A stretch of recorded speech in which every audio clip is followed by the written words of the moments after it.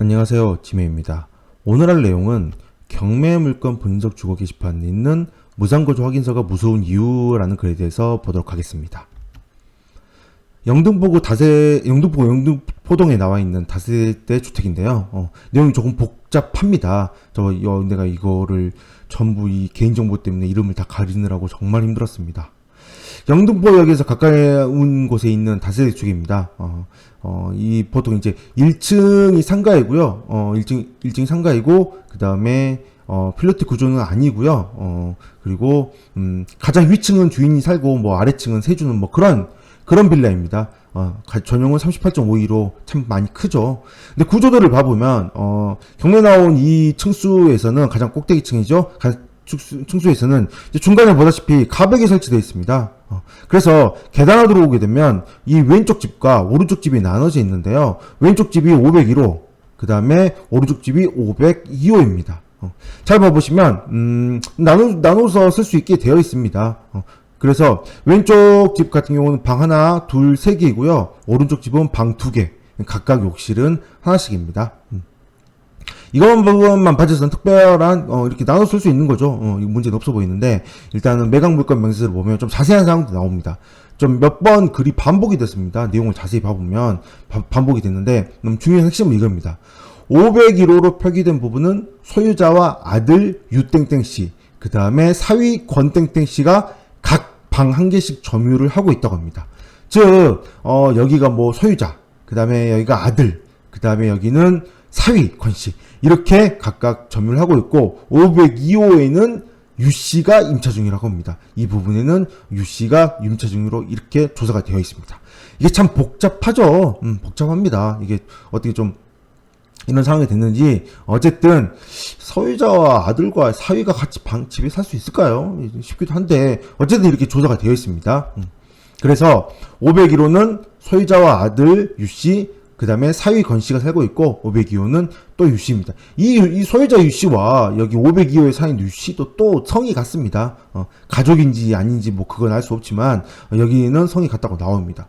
자, 매각물건 명세서를 다시 살펴보면요, 전부 권리신고가 되어 있는데 여기에 나와 있는 유씨가 502호의 유씨이고요. 여기 501호, 여기 밑에 있는 나와 있는 유씨가 501호의 유씨로 소유자의 아들입니다. 여기는 소유자의 아들이고요. 여기는 옆집에 여기 502호죠. 502호. 502호에 있는 유씨고, 그 다음에 여기는 501호에 있는 사위 권씨입니다. 501호에 있는 사위 권씨.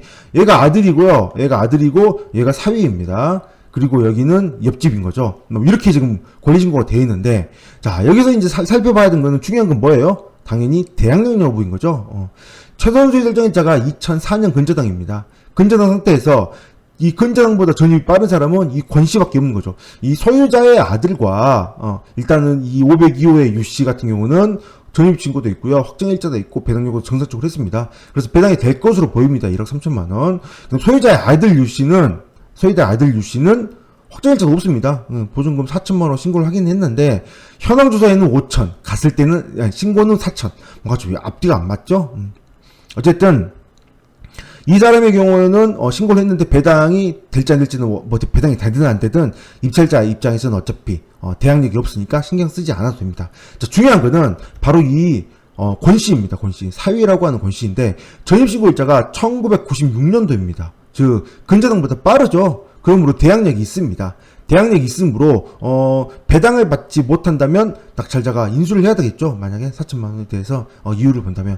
네, 밑에 내용을 죄송합니다. 살펴본다면, 일단 지지옥션의 제보가 올라왔는데요. 지지옥션의 제보는 이 채권자가 했는데, 이 권씨는 채무자 유씨의 사위이고, 그 다음에 임대차 계약 없이 거주하고 있는 확인서를 제출했다고 나와 있습니다.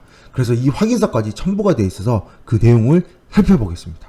자, 이겁니다. 바로 이 확인서는요, IBK 기업은행에서 제출한 확인서인데, 내용을 읽어보시면 실제 입주하면서 임대차 계약이 없음을 확인한다, 이런 내용들에 대한 확인서입니다. 이런 확인서인데요, 좀 눈여겨봐야 됩니다. 일단 확인서가 제출이 되었음에도 불구하고 권씨는 배당 요구를 했습니다. 그럼 과연 어느 게 진실일까요?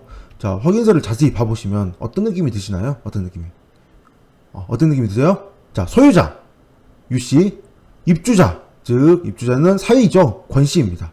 자, 여기에 써있는 글씨체에 여기는 써있는 글씨체, 여기는 써있는 글씨체가 전부 다 뭐예요? 누가 봐도 이거 한 사람이 쓴 겁니다. 누가 봐도 한 사람. 그리고 게다가 여기 소유자는 무슨 도장이 찍혀 있어요? 이게 물론 아닐 수도 있지만 도장 모양으로만 봐서는 인감 도장일 가능성이 높습니다. 인감 도장일 가능성. 자, 입주자 이 권씨는 무슨 도장이에요? 누가 봐도 막도장입니다. 막도장. 이거 막도장. 그냥 파서 그냥 이름만 파서 찍는 도장이 있잖아요. 막도장처럼 보입니다. 권씨. 그리고 첨부 서류가 주민등록 한 통입니다. 전입된 전 세대라고 한다면 이 사람의 주민등록 한 통, 이 사람의 주민등록 한 통만 제출하면 이 무상거주 확인서가 통과가 된다는 거죠. 자, 한번 생각해 보세요. 소유자 입장에서 사위한테 주민등록 등본 한 통만 받는다면 이 서류 그냥 써가지고 제출해버릴 수 있겠죠. 그렇겠죠? 이 서류가 만약에 소유자가 이 권씨의 허락을 받지 않고 만든 서류란다면 이 서류는 당연히 어떻게 될까요? 무효가 되겠죠. 무효가 되고 IBK는 패소를 할 겁니다. 패소를.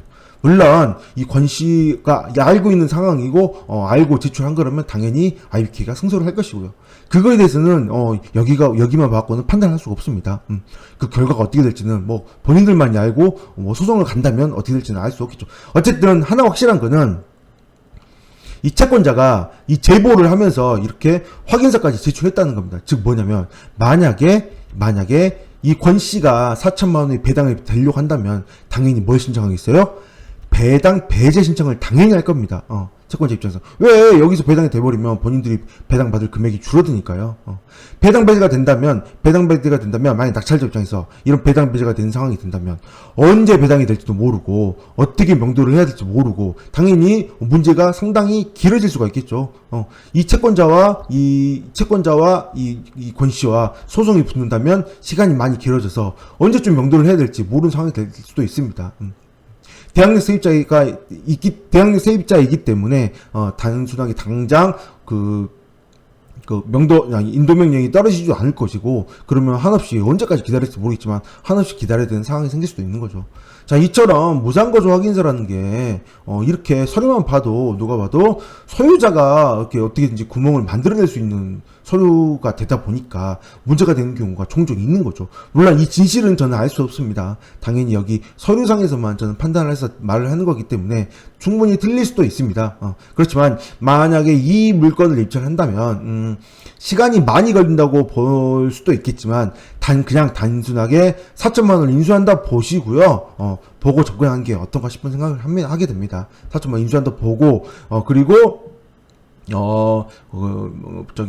최우선 면제를 만약에 배당을 받는다면 또는 배당을 받지 않는다면 그 다음에 중소규모 은행과 소송이 붙는지 안 붙는지 이런 상황을 보고 그 다음에 결정을 해야 되기 때문에 시간이 많이 걸릴 수 있는 물건이라는 걸 미리 좀 고민을 하시고 입찰하는 게 어떤가 싶은 생각을 하게 됩니다. 이처럼 무상거주 확인서 만능이 아니므로 조심하셔야 됩니다. 여기까지 하겠습니다. 감사합니다.